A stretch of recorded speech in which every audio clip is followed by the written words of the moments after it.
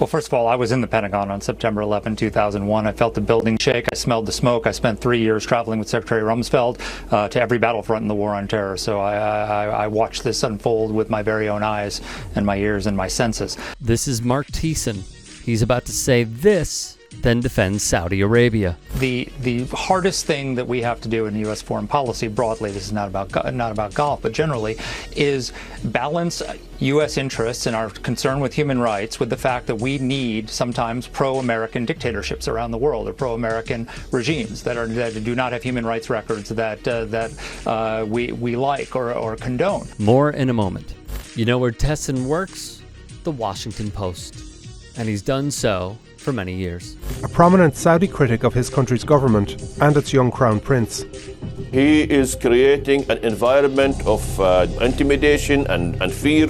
Saudis are being silenced. A co-worker of his, Jamal Khashoggi, would be the latest victim of the Saudi regime. Jamal Khashoggi entered the Saudi consulate in Istanbul. It would be the last time he was seen alive.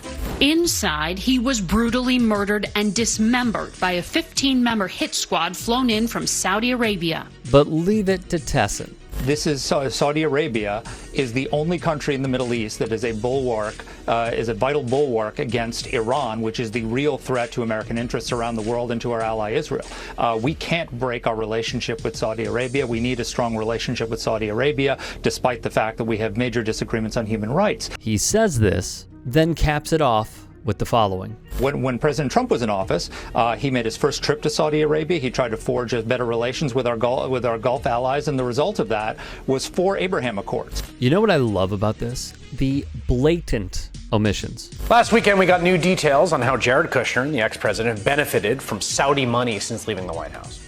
Kushner, who had cozy relations with Saudi Crown Prince Mohammed bin Salman, and led the push for his father-in-law to prioritize a relationship with the Saudis, including making it the first foreign trip, received $2 billion from a fund chaired by the Crown Prince known as MBS.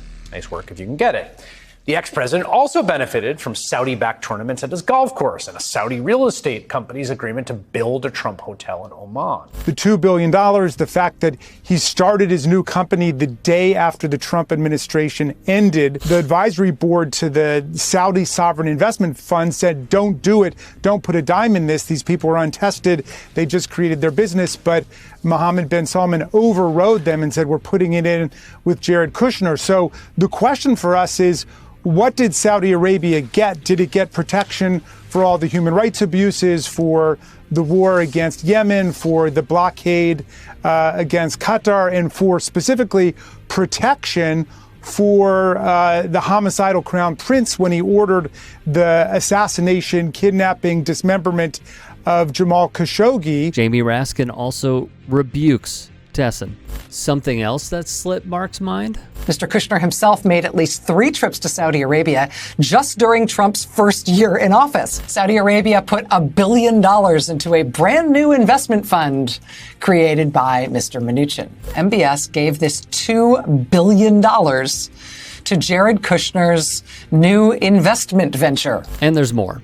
Kushner not only became a close personal ally of Crown Prince Mohammed bin Salman and purposely defended him after U.S. intelligence agencies concluded that MBS had approved the 2018 killing and dismemberment of Khashoggi, a Saudi columnist for the Post and resident of Virginia who had criticized the kingdom's rulers. For Donald Trump, Thiessen believes current President Joe Biden should pardon him and wrote, "Fellow conservatives, it's time to move on, because Trump is unstable and because he cannot win. With his behavior since losing office, Trump has made himself irreversibly toxic to swing voters." The Bulwark's Bill Lutters astutely points out his behavior since losing office? What about his behavior in office? Was there really nothing wrong with that? On top of this, Donald Trump used his office to enrich himself with Saudi money. His golf courses have hosted tournaments for LIV Golf, which is backed by Saudi funds. Additionally, his company, the Trump Organization, has entered into an agreement with a Saudi real estate company that will construct a Trump-branded hotel in Oman. Former National Security Advisor John Bolton, who you should despise, let's be fully transparent here, laid out why Donald Trump and Jared Kushner got so tight with Saudi Arabia and MBS. I think it was an obvious opportunity for them to build their Rolodexes, and I think they were probably hard at work at it, particularly Jared. Thiessen, a former speechwriter for George Bush, yes, you heard that correctly, leaves out a lot. And that's why we should be fact-checking him and correcting him.